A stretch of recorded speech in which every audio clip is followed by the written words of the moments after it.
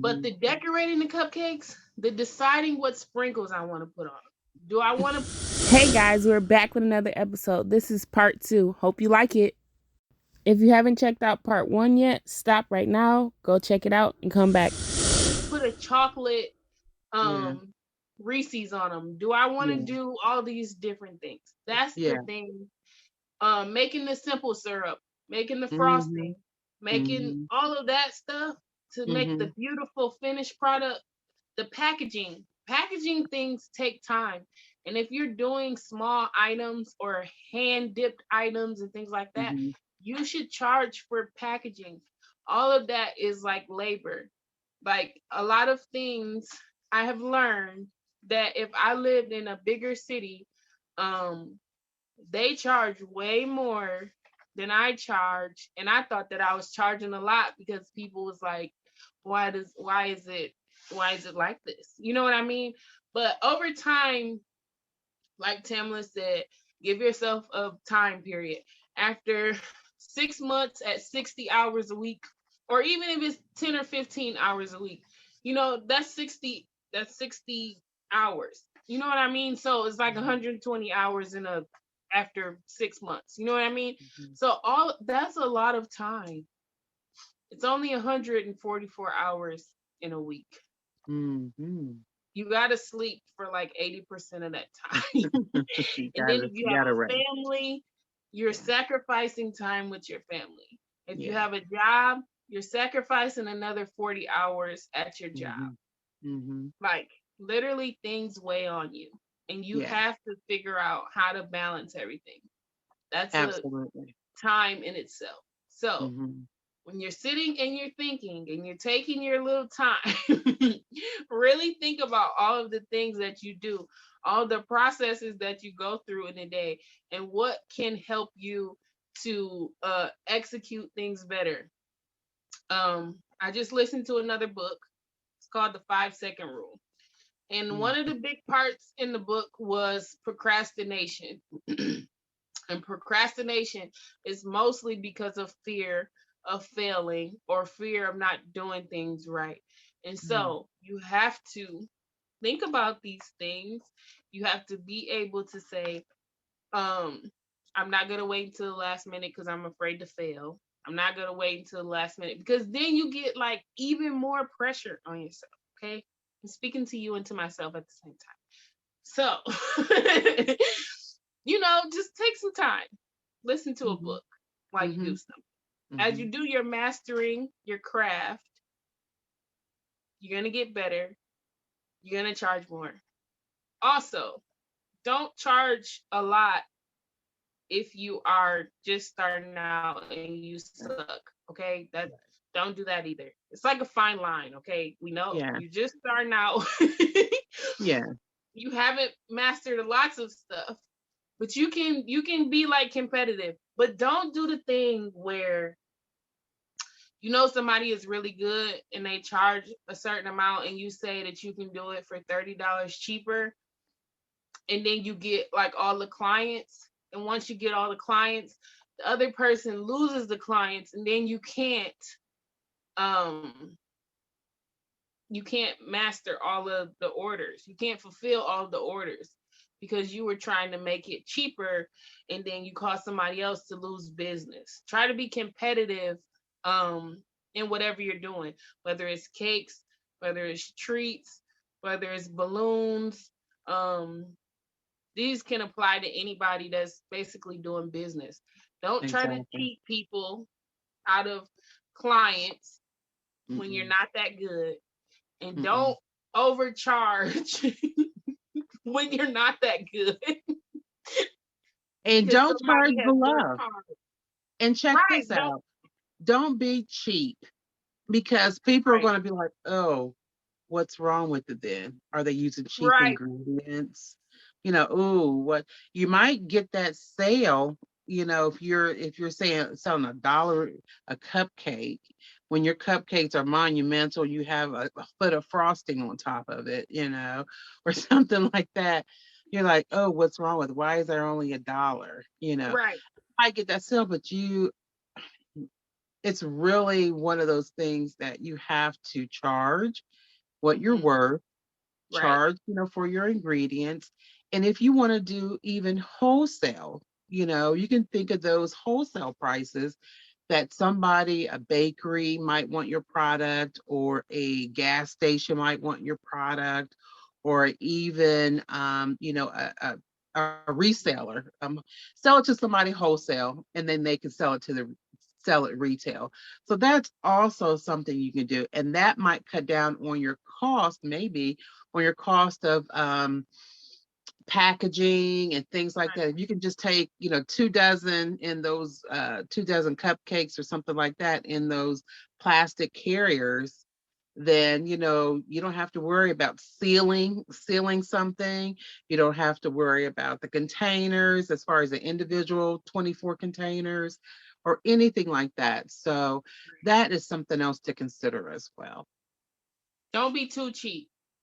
Don't be too Don't expensive. be too cheap, because I don't know about you, but if it's too cheap when it's a fresh made something, then I'm like, oh, what's going on? Why is it so cheap? Why is You it so start cheap? thinking like, Right. what's wrong with it? I don't know. I don't know. I Yeah. definitely don't know. Yeah, so that's the part, very important part. Cost to produce. Next is the sale price. Because if you're in business, you buy low and you sell high, right? That's the Yep. slogan. Buy Yep. low, sell high, as with anything. So if you Hmm. buying low and you selling high, you want to get your product made for, I don't want to use the word cheap, but as profitable as possible. Okay. Hmm. So once you do all of that math, I feel like the sale price is the price where you include things like your overhead costs, the labor costs, and different things like that. I feel like that stuff should be included in your sale price. I'll try to work on like a formula of how to do the sale price for maybe like a next time we talk about something like that, Hmm. and maybe Hmm. we can work that out, right? Yeah. So you got item description, cost to produce, sale price, and then you got inventory. So we were talking about inventory and getting the products made, but you got to have your inventory per show, Hmm. because if you don't have the inventory per show, then you won't know how much you made at that particular place, right? So on here, we got numbers stocked, which is the inventory, and then we have numbers sold. And those are important too, because you need to know, um, if I do this event again next year, should I bring the same thing? Or what do I need more of? Or if you have a menu that's not limited, um, to like certain things, say like this time I didn't do vegan cupcakes, but I did dairy free cupcakes, right? Like different things like that. I Hmm. know different things for different people. They probably don't know the difference, but I know the difference. So like different things like that. But when I did the festival, I was the one of the only people with vegan desserts. And basically our festival is for like people who have people just come to eat, Hmm. really. They come Hmm. to do lots of eating. But it was other people that sold desserts, but they didn't sell vegan desserts. So I had a couple people come up to me and say, I really didn't expect to buy anything today here. I was just coming to see the parade. And then you were like, oh, you got vegan stuff. And so I was like, wow, I really didn't expect that. Yeah. So number sold. And then you have gross profit. Hmm. So um the gross profit is how much it was minus the cost to produce. So how much you made minus the cost to produce it, Yep. right? Hmm. And so you go back, and this is what you do. If I had a way to type this out, I would type it out. Because I don't know if you guys like math, but I did this with the calculator and the math, and But it's it was important. It's very, kind of very fun. important. It's, So it's I like math, but it is important. Okay. yeah. So you take the cost to produce and you multiply it by the number you stocked, right? Then you take that number and you subtract it by how much profit you made from that item. So I sold 7 hot cocoa bombs at $5 each. So that's $35, right? Mm-hmm. And it cost me about $10 to make them. So I take the Mm-hmm. $10 and I subtract it from the $35 profit that I got. So the gross profit is $25. Mm-hmm. It'd Yep. be like that. Mm-hmm. So you do that for each one, right? Once you do that for each one, it's a lot of math, but if you don't have that many if you don't have that many items, it'll be cool. It'll Yeah. also be good just to like practice with numbers that you made up, right? Right. And so once you get down to the bottom down Yeah. here, Uh-huh. they have Maybe. to the Yeah. bottom down here, you'll have total gross profit, you have total cost of how to make the of what you made, and then you have best selling item. You got bestseller number 1 and bestseller number 2. And then you have total and final profit. And then if you have tax added to your items, they even have a space for sales tax that's due. So that's a good part too. Because a lot of Perfect. people don't think about adding tax um to each item, right? And I think it's So, best when you have electronic payments that it's easier to add tax instead of, but always, always, always carry you a calculator, a right. separate calculator instead of one that's on your phone because your phone might die. Hey, that So, happened to me too. It okay, definitely died. Okay. But I know always my have Cash a App and my calculator. PayPal, but my phone died. Okay. Yeah, yeah. So that's Ah, a very good point too. yeah. That's one of the things in the emergency sales kit. Yep, we got to make sure we add that to the list or Right. to the thing too. That's To the one of video. the things in the emergency sales kit. So, so when you're adding up the total gross profit and then the total cost of everything, when you do the total cost, make sure you add in the materials and make sure you add in the participation costs, Oh yes, very because if you don't add in the participation costs, that's just another hidden thing that you didn't know. I mean, you knew it, but you don't. I guess I hadn't really like taken that into consideration for each event that I did. I mean, like with this sheet, it's on the sheet. However, it wasn't just like something that was super expedient for me to have. You know what important. I mean? Hmm. Or to think about, especially Hmm. after the event. You're like, I am Hmm. tired. But you got to count the things that you didn't Yeah, sell. yeah. Be diligent, because at the end of the day, it's your business and you are doing it to make the profit, right? And Hmm. then And when you also, you need to grow, know what. I'm sorry. And also, you need to know what is at a loss.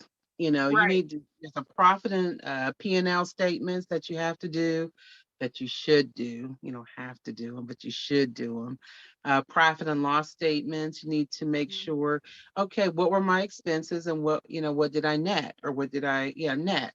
Gross is the whole $100, for example. Right. And outside of the overhead costs and things like that, the net, like you're catching a net of something, like you're catching butterflies, the net of Hmm. something, that's how much you're taking home with you. So your Right. gross, how much did you gross? I sold 100 pretzel rods, pretzels, chocolate covered pretzels for $1 each. I have $100. But if I Right. take out that cost and things, I'm going to net, let's say 75 or $80 or Right. $50 or whatever. So it's kind of like the same thing you just said, but when people see on their financial statement was your gross, well, what was Right. the net? So that's kind of like just getting people familiar with those terms. Yeah, and that's very important too, because I remember like this is the things that you don't just learn as a child. You know, like the FICA Yep. that come out, parents do not tell you. They just be like, wait till you get a job. Wait till you get a job. You're gonna see how things is going, okay? So wait till you get a job. You're gonna see the FICA, you're gonna see the Social Security, you're gonna see retirement Local if you have tax, a federal tax, 401k, and then you just be feeling like, city man, I'm broke. And you broke. But you know what? You only did 2 days of training on the job. But at the end of the day, as a small business owner, are you putting all those things aside for your business out of each event, out of each Mm-hmm. cake? Am I putting Yeah. $1 towards my retirement? Am I Right. putting in like depreciation costs? Because eventually my Mm. mixer ain't gonna be mixing how it was mixing when I first got it. You know what I mean? So it's kind of like the sinking funds. Yeah. You need to do the sinking funds for especially like large um items. Last year my oven went out. It Mm. completely not coming back. I was sad. But I I would be had to sad. go get a new oven, right? Yeah. Um and I'd be like, man, everything my checking for my business is split up into three different categories. The sinking fund, the taxes that I'm gonna have to pay, and then like the checking that expenses come out. Because I'm realizing that even with a business, having a checking account isn't enough, especially if you want to get business credit. They need to see what funds went into what account, because it'll look, if you have say all of these different um all of the different ways that you can pay, right? Say for instance, I did this event this weekend. Um 50 went to Cash App, 50 went to PayPal, 120 went to cash. This is just random numbers, right? Only none of that went directly into my bank account. Mm-hmm. So if it was me doing a profit and loss statement, it would look like I didn't make any money. If I was going to apply for business credit, they were like, your business is just starting out and we're not gonna give you no credit because you're not making no profits. If Mm-hmm. you have to print out that statement and be like, oh, my business is making profit, I want you to invest in my company, you have no way to show that Mm-hmm. your company is making profit or making any sales at all unless it's all digital, or if you accept any kind of cash payment. The all of the money first needs to go into the bank account, and Mm-hmm. then it needs to be dispersed. Because if it's not all Oh, going into the bank account something first new. Okay. and then being dispersed, it looks like you're not making no money because nothing is Mm-hmm. coming into your bank account. And that's how Mm-hmm. people track it. How Mm. they track Okay. the, you I know, learned something tonight. Okay. yeah. So I've been studying these things, guys, so I can help you and help myself. Okay. Got it. Um, everything needs to go into one account and Mm-hmm. everything needs to be taken out of one account. And that Mm-hmm. way it'll be easier to show that you Mm-hmm. actually made profit, especially if it's in a small business or if you take multiple payment forms, right? Mm-hmm. So that's something to think about. I've made sales because I had a card reader and somebody else didn't have a card reader at the table next Mm-hmm. to me. So they couldn't Yep. accept payments online, or they Mm-hmm. only had one type of payment form. Say like they only had Cash App, and the Mm-hmm. person was like, "Oh, I hate Cash App," or they Mm-hmm. only had Google Pay, and the other person was like, Mm-hmm. "Oh, I hate Google Pay." And it's like, Mm-hmm. I got to sign up for all these things, but at the end of the day, all of them can be connected to your business checking account, and then Mm-hmm. maybe you can eventually over time build up credit, and then you Mm-hmm. can have a credit card with that Mm-hmm. account for all of your business expenses. Or I learned about Net 30. Mm. Did you Yep. learn about that? Okay, so that's when you get like a cash advance at different places for business, and then you have Mm-hmm. like 30-day period to like pay it back. like Mhm. things like that.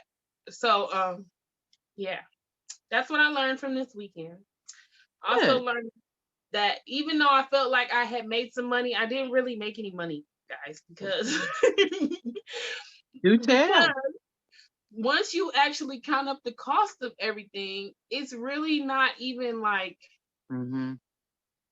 a lot Yeah. unless you do like a big event. And bigger events is more material. It's Yep. more time. It's more effort. It's more energy. So, my word for you is to count up the cost of doing Count business. cost. Don't get discouraged when you count up the cost. Try to find things that are efficient, both price wise and material wise. I'm not going to use cheaper chocolate. Cheaper chocolate sucks.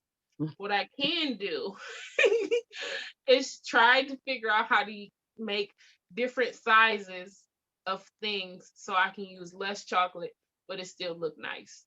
Mhm. You know what I'm saying? I'm I not going to use do. cheaper And ingredients. also, when you're doing these type of craft shows or events where you're displaying your products and things, Hmm. try not to do 5 and 6 different things.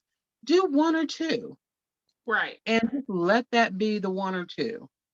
And if somebody wants to do something later or wants something later, make sure your information is on the table with the QR code so they can go to your site or go to your Instagram or wherever way that they can order or get in contact with you with a right. business card, a flyer, or whatever, a foot. I don't know.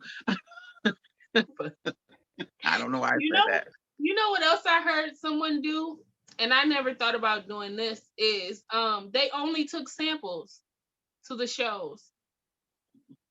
They only took samples, even if it wasn't like a wedding event or anything like that. She said every event she went to, she only took samples. If you want a full order, call me. Oh, I said, wow. Now look at this. wow. What a way to get somebody to taste something and really like it. And then and she was like, and you can even place your order right now. I said, what? Mm. Who has ever? And so it's ways around this, right? If you know it's gonna be 1,500 people at a show, and you can make one cake and you can cut it into 80 different pieces, and you can make only samples and they can buy it. You know what I mean? That's only like two two cakes that you have to make. Now you do have to make all of the samples and cut it, but still that's a way to be cost That's effective. okay. That's a way. I would love to hear how it works out for them. Evidently, it works for them if they're, able to Yes, say, they do it "This is what over I and over and do." over. Yeah. And Okay. then Well, she then just said there it she had a is. sheet and she takes the orders. Yeah.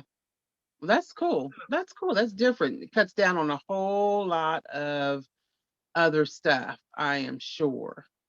Right. Another thing I wanted to say was while you were, explaining this list and things and, what to do and how to think about overhead costs. I've been doing break even analysis Hmm. for my business, and the break even analysis is exactly what you're talking about.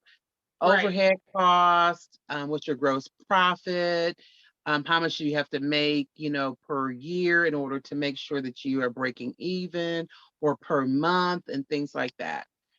Another thing is one of the instructors, this program I'm in for 8 weeks. I'm on my fifth or sixth week now. But Hmm. she said with a break even analysis, and maybe I'll do that, sometime in the future for everyone. But what it is for break even analysis, it helps you identify if an event or a project is going to be worth your time.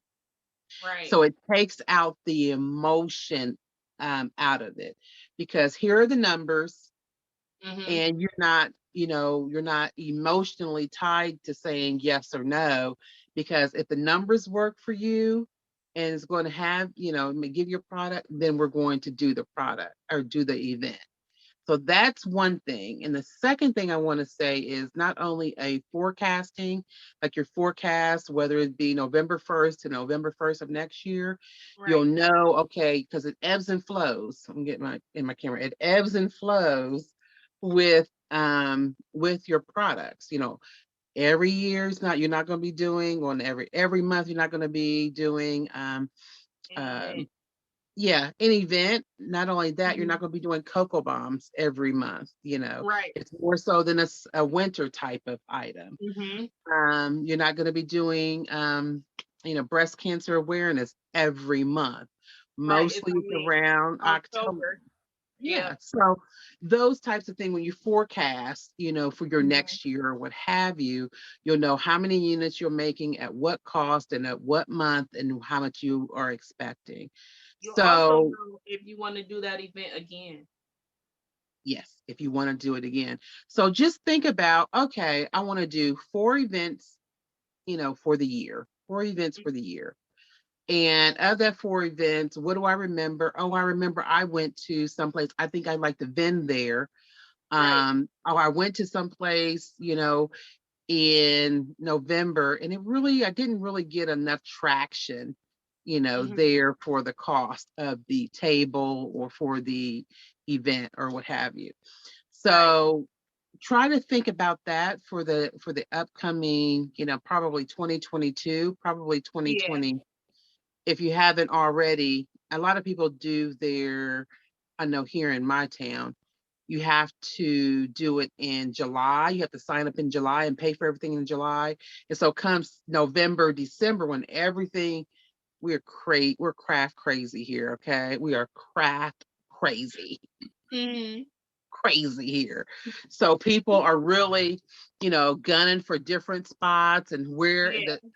and just think about where you're stationed in those places. If it's a big Hmm. place, where do you want to be? At Right. the entrance, and you jockeying for that. And you got to get in, make friends with the people that are doing the shows. The Call them vendor. up before, make sure that they know who you are, ask Send them free questions. samples. Add Yeah, put that into your budget for the year. yeah, Samples, vendor yeah, fees. yes. Um, do you want to make things prettier during this time of Hmm. year? Like I added the bows to hot chocolate bombs. I never Yeah, did that before, but now I know how many bows I can get per 4 foot of you know ribbon, a spool of ribbon. ribbon. Hmm. Right. So next Hmm. time I won't guess. If I'm making 18 hot chocolate bombs, I'll only need 2 spools of ribbon. You know what I mean? So like things like that, you don't have to waste money. You don't have to have like that event is over and I got 50 yards of pink ribbon now when I only needed, like 8. Yeah, It'll help. yeah. Definitely help. And make sure you type this out or you write it out in a book or something that you can go back and look back on it because like I said in the beginning, unless the prices have changed like dramatically, it's a good list to have. So for my next event, boom, look at this, check the price, glance at it. If it's not too dramatic of a change, we're going with this. I can project, I can know, and then I'll feel better about going to events. So, yeah, that's what I learned this week, guys. That's Good topic. I'm there. Hopefully, our audience enjoyed it. I know I yeah. did. I was waiting to jockey in to see what I can say, but I you hope I know, didn't like take over. I'm huh? sorry if I did. I said I hope I didn't like take over. No, I didn't feel that at all. I think that you were Okay. very versed in it. I think that it flowed very well. Hopefully, I didn't try to overtalk you like I can. I try not to try to wait until No, my you turn. didn't. I think we both did Okay, good. good, good. So, I think it's very valuable for our audience. We're giving this information away for free. So if Right. you can support us with a like, share, or comment, that will help us in the algorithm. That will help raise us up in this social media game and streets.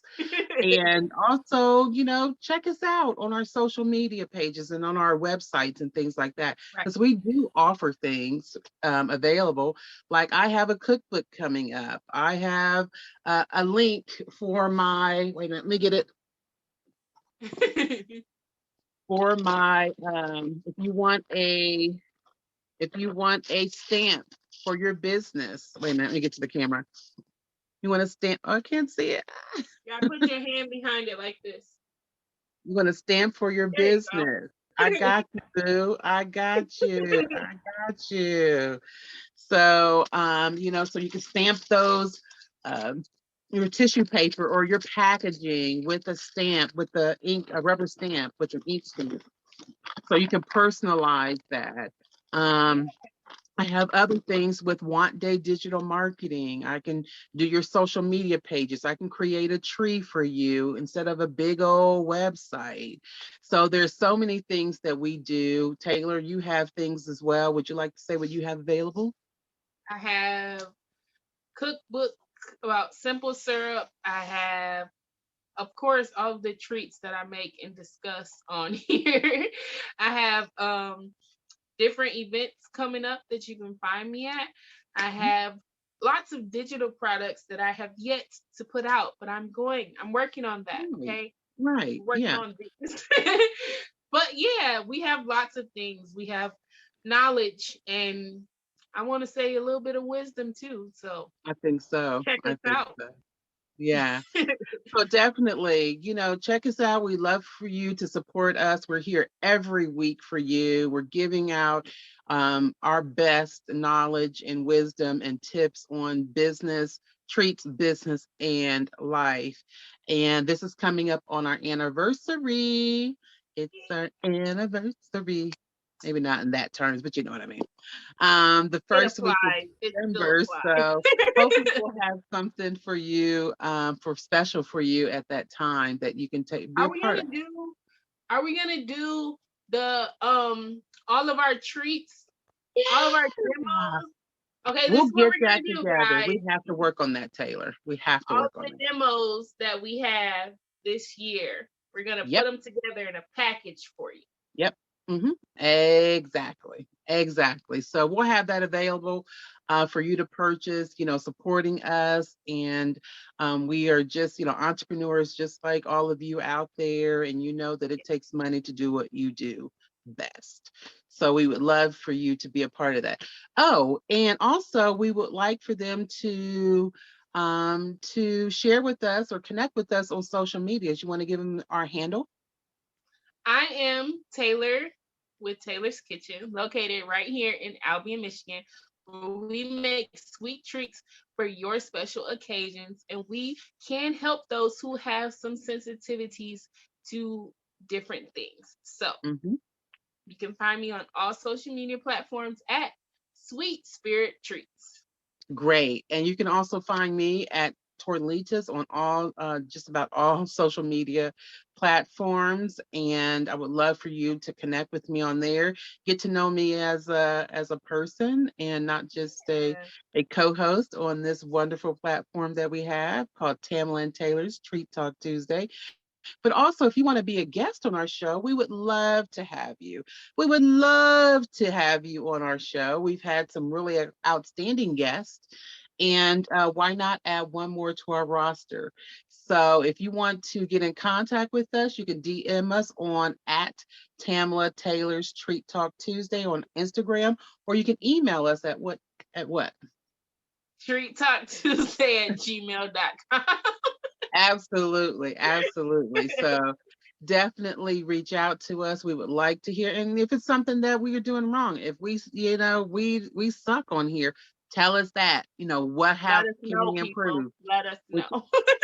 yeah, which is not going to happen. But anyway, you let us know how we can improve because we're always a work in progress. So Yeah, with that,